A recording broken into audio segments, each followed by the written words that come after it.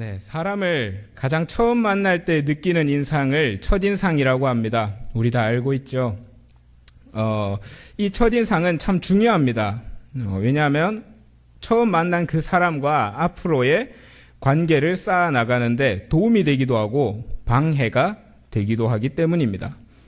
여러분은 이 첫인상에서 가장 중요한 것이 무엇이라고 생각하십니까? 아무래도 처음 보는 것이기 때문에 복장이나 외모 같은 것들이 가장 중요할 것입니다. 만약에 제가 처음 만나는 사람과 이야기를 할 때와 장동건이 처음 만난 사람하고 이야기를 할 때 확연히 다르지 않겠습니까? 왜 다른지는 제 입으로 말하기는 참 그렇습니다. 그러니까 다르지 않겠습니까? 이처럼 외모와 복장 같은 것들이 첫인상에서는 굉장히 중요합니다. 그러나 이런 외모, 복장 같은 것들이 인간관계에 있어서 절대적이냐라고 묻는다면 그것은 아니다라고 대답할 겁니다. 왜냐하면 그 사람과 관계를 쌓다 보면 그 사람들이 하는 말과 행동들이 점점 보이기 때문입니다. 즉 처음 만났을 때는 겉모습이 상당히 중요합니다. 외모적인 것, 복장 같은 것들이 상당히 중요합니다. 그러나 관계를 지속하고 신뢰를 쌓아갈 때는 말과 행동이 중요하다라고 하는 것입니다. 말과 행동은 그 사람을 보여줍니다. 그 사람이 어떤 환경에서 자랐는지, 어떤 성격인지, 또 삶의 태도까지 보여주기도 합니다. 특히 어떤 사람으로 기억되는가라는 부분에서 첫인상보다 더 중요한 부분을 차지합니다. 한 예를 들자면 죄송하게도 저는 사람의 이름을 잘 외우지 못합니다. 초등학교 때, 중학교 때 제가 엄청 촌에서 자라가지고요. 한 반에 한 15명 정도였던 걸로 기억합니다. 고등학교 때도 그렇게 많은 아이들과 학교 생활을 하지는 않았습니다. 그래서인지 많은 사람의 이름을 외우는 것이 익숙하지 않습니다.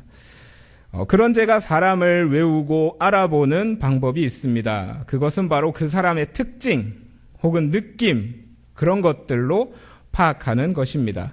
심지어 어떨 때는 그 사람의 이름도 외웠습니다. 외웠는데 특징도 알고 이름도 외웠으면 이름을 불러야 되지 않겠습니까? 그런데 한 번씩 이럴 때가 있습니다. 가 누구더라? 가 어디 사는 가 뭐 보통 이렇게 입고 다니는 애, 이런 행동을 하는 친구, 가 누구더라? 이렇게 친구한테 되려 물을 수도 있습니다. 가장 뻘쭘할 때는 그 친구가 내 눈앞에 있는데 이름이 기억나지 않아서 한 5초간 빤히 쳐다볼 때입니다. 제 친구들은 그게 익숙해서 왜 또 이름 까먹었나 이러면서 핍박을 하기도 합니다. 하여튼 우리 지자교회에서도 근데 그런 분이 한 분 계십니다. 제가 이름은 알지는 못해서 이 설교를 쓰면서 한번 찾아봤는데요. 특징을 알려드리겠습니다.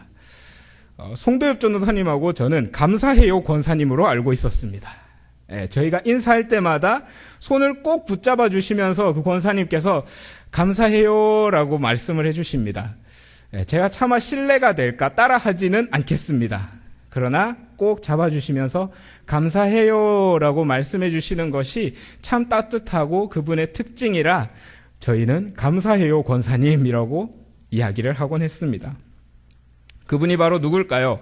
바로 최순남 권사님이십니다. 맞으시죠?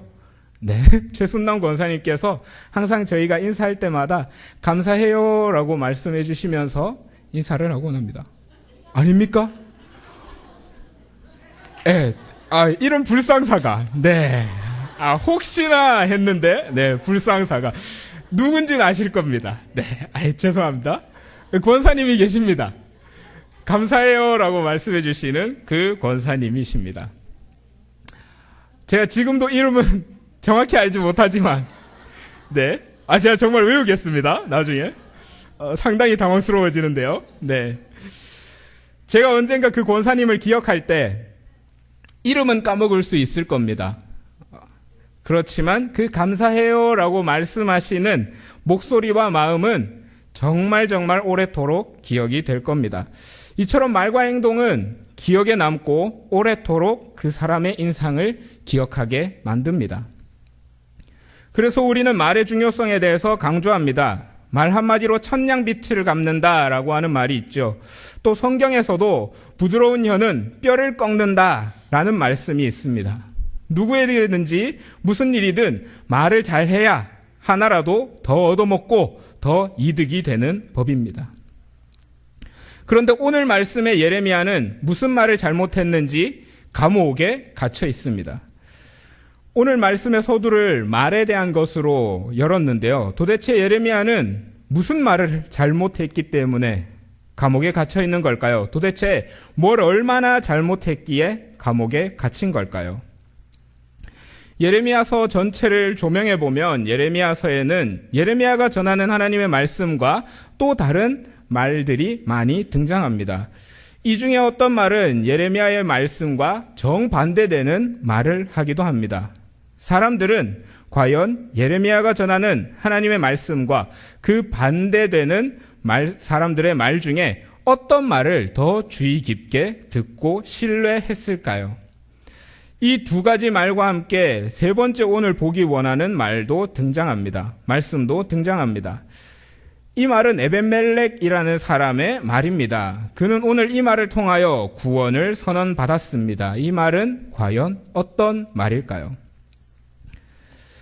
말씀을 보며 우리는 과연 어떤 말을 들어야 하고 믿어야 하며 또 어떤 말을 해야 할까요? 우선은 앞에 예레미야가 전한 하나님의 말씀과 그것을 대적하는 사람들의 말을 함께 살펴보기를 원합니다. 예레미야서에는 두 말이 아주 격렬하게 대립합니다. 이 말들을 본격적으로 보기 이전에 이 말들이 나온 상황을 살펴볼 필요가 있습니다. 예레미야는 우선 요시야 시대부터 시드기야 시대까지 부르심을 받은 예언자입니다. 간단히 말하면 남유다 말기입니다. 남유다가 딱 멸망하기 그 전후로 부르심을 받은 사람입니다. 하나님은 왜 이 시기에 예레미야를 부르셨을까요? 바로 예루살렘의 팽배한 죄악 때문입니다.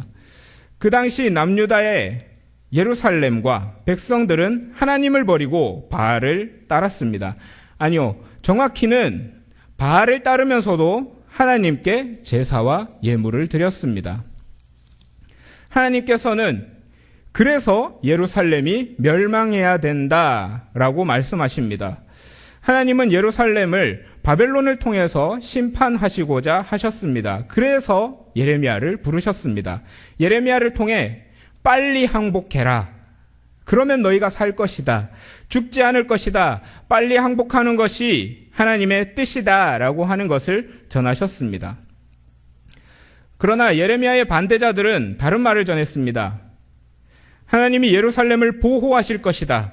이곳은 다윗의 성이며 다윗을 통한 하나님의 나라는 무너지지 않을 것이다.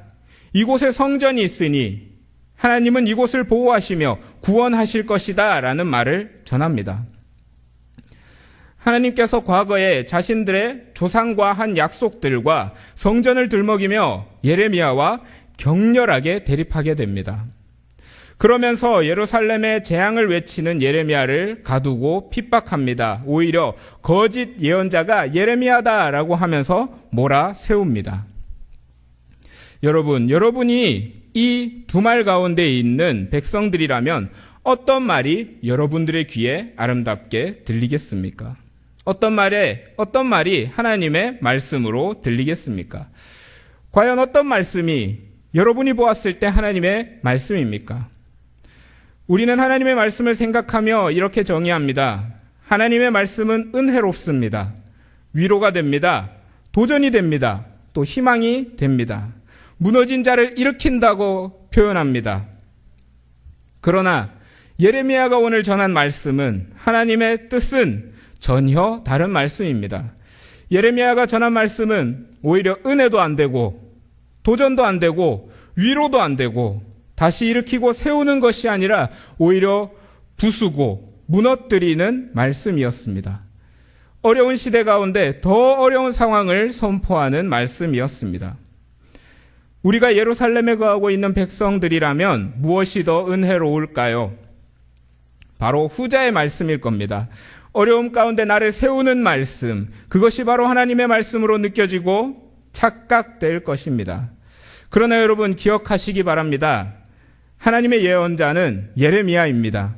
오로지 축복만을 전했던 예레미야의 반대자들은 그 반대자들을 향해서 성경은 거짓 예언자라고 말하고 있습니다. 말씀을 들을 때에 분별이 필요하고 중요한 이유가 여기에 있습니다. 예루살렘의 백성들은 분별하지 못했습니다. 왜 그럴까요? 자신의 과거의 신앙에 머물러 있으면서 지금은 탐욕과 나의 만족만을 구했기 때문입니다. 그것을 위해 바알을 섬기면서도 하나님께 나아갔기 때문입니다. 물질적인 풍요, 나의 욕심을 위해서 바알을 섬기면서도 보험 하나 들어놓듯이 하나님께 나아갔기 때문입니다. 우리가 살고 있는 시대의 상황과 너무나도 흡사하지 않은가 생각해 봅니다. 우리 시대의 상황은 신앙인을 끊임없이 유혹합니다. 하나님과 나의 욕심을 동시에 섬기도록 유혹합니다. 예를 들기에는 너무나도 많고 벅찰 만큼 우리의 신앙을 변질시킵니다. 왜곡하게 만듭니다. 혹시나 여러분들의 개개인의 상황 가운데 그런 상황들이 놓여져 있다면 여러분 서둘러 하나님의 말씀을 따르기를 결단하시기 바랍니다. 주저하지 말길 바랍니다. 그곳에 평화가 있는 듯하고 축복이 있는 듯하지만 그곳에 있는 것은 파괴이며 죽음입니다. 달콤해 보이지만 재앙입니다. 그런 신앙과 그런 사람들의 삶에는 하나님의 정의를 향한 목마름을 찾아보기 힘듭니다. 공의를 위한 기도와 삶조차 없습니다. 하나님을 따르는 듯하지만 오히려 세상을 따라갑니다. 오히려 예레미야의 말씀과 같이 그런 삶과 신앙은 빨리 망해야 다시 살아납니다. 그렇기에 예레미야의 말씀은 하나님의 말씀은 우리를 뒤엎어 버립니다. 모든 것을 잃게 만드는 듯합니다. 우리의 마음을 평온하게 만드는 것이 아니라 괴롭고 힘들게 만듭니다. 하지만 그 말씀이 바로 여호와 하나님의 말씀이요 우리를 살리는 말씀입니다. 예레미야 29장 11절에는 이렇게 말씀합니다. 함께 읽어보겠습니다. 시작. 여호와의 말씀이니라. 너희를 향한 나의 생각을 내가 아나니.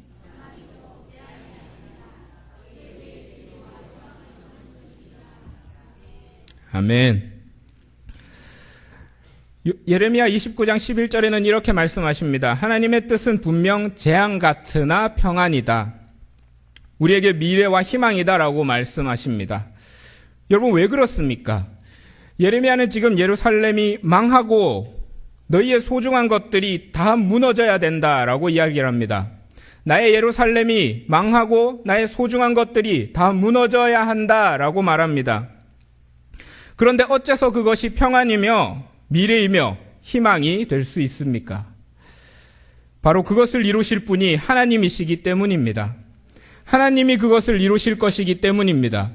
예루살렘의 멸망이 멸망으로 끝나는 것이 아니라 그 뒤에 하나님의 뜻, 약속, 미래가 있기 때문입니다.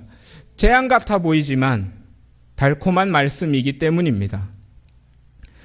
우리는 오늘 이러한 예레미야의 모습 속에서 우리의 사명을 발견하게 됩니다. 우리는 예레미야와 같이 재앙 같아 보이는 이 말씀을 선포하고 전하기 위해 부름을 받은 하나님의 백성입니다. 그리스도의 편지입니다. 세상을 볼 때 참 힘겹기만 합니다. 어렵기만 합니다.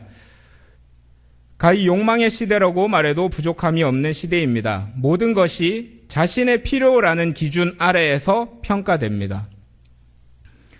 이러한 시대에서 하나님의 정의와 공의, 하나님 사랑, 이웃 사랑 같은 말씀은 고리타분하게 느껴집니다. 그리고 오히려 이것들을 실천하려는 사람들을 제지하려는 듯 느껴지기도 합니다. 자신의 욕망과 하나님의 말씀은 결코 양립할 수 없기에, 함께 있을 수 없기에, 하나님의 공의를 따른다면 자신이 지금까지 모아오고 욕심내어 왔던 모든 것들을 포기해야 하기에 오히려 하나님의 말씀을 조롱하고 그리스도를 조롱합니다. 쓸모없는 것, 나에게 도움이 되지 않는다 라고 말하고 그렇게 만들어버립니다. 마치 예레미야를 거짓 선지자라고 역으로 조롱하고 감옥에 가두고 듣지 않는 예레미야의 반대자들의 완악한 모습과 같습니다. 우리는 이러한 시대를 살아가고 있습니다. 이 시대에 예레미야로 우리를 부르셨습니다.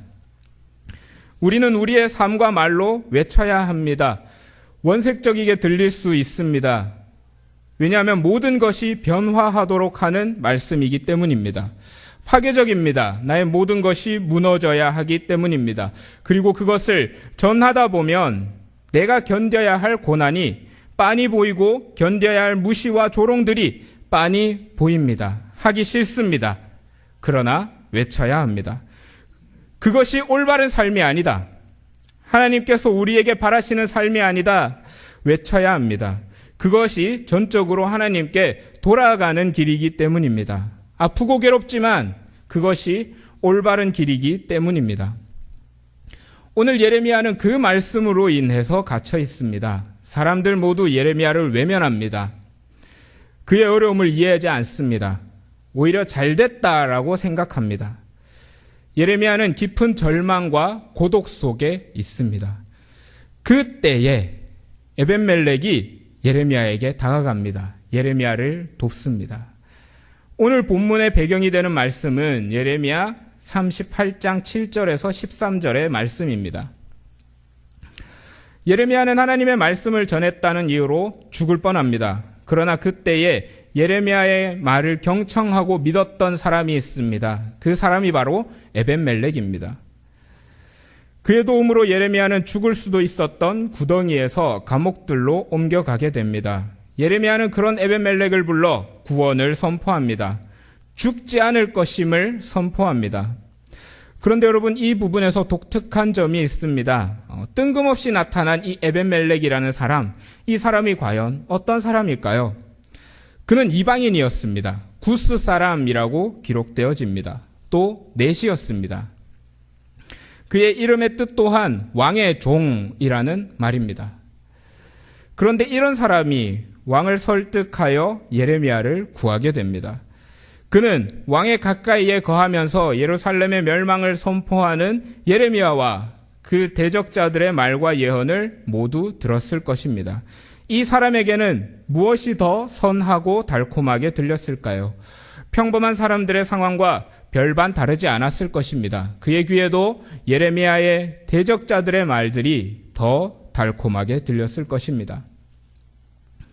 그러나 그는 예레미야의 대적자의 말이 아니라 예레미야가 전하는 하나님의 말씀을 선택했습니다. 그리고 그것을 믿었습니다.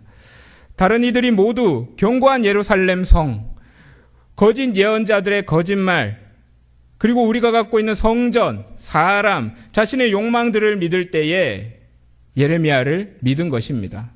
그는 왕의 종이었으나 시드기야의 종이 아니라 하나님의 말씀을 신뢰하고 진정한 왕이신 하나님의 종이 되기를 선택한 사람입니다. 우리가 이런 하나님의 종이 될 수 있기를 소망합니다.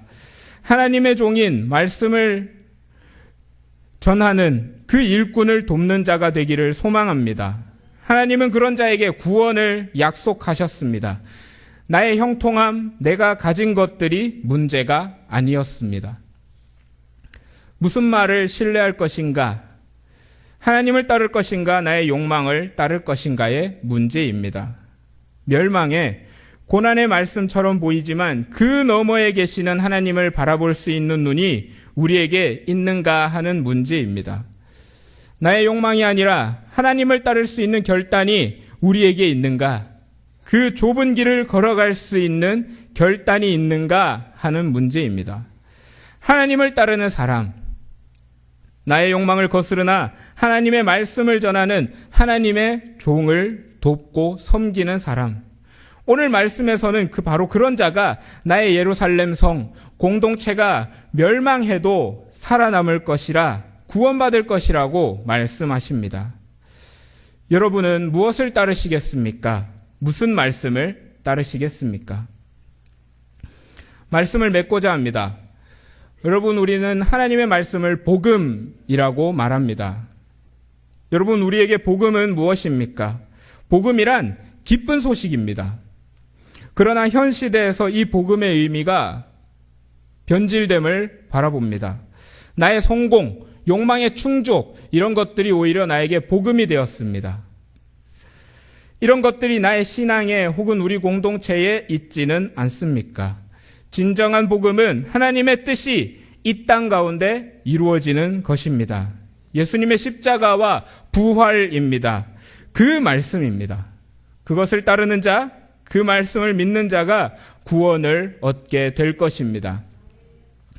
물론 힘들 것입니다. 예레미야와 같이 갇히고 오해받고 에벤멜렉과 같이 이방인으로 살아야 할 수도 있습니다. 그러면서 내가 할 수 있는 일이 이것밖에 없음에 자괴감에 빠지고 슬퍼질 수도 있습니다. 그러나 주님 정확하게 말씀해 주십니다. 내가 그날에 너를 구원할 것이다. 내가 반드시 너를 구원할 것이다. 하나님의 뜻에 따라 하나님의 말씀의 종과 연합하여 도움으로 이 땅에 하나님의 나라가 이루어질 때 우리에게도 이런 하나님의 음성을 들을 수 있게 되기를 소망합니다. 그러한 복된 믿음이 우리 가운데 있기를 소망합니다. 아멘.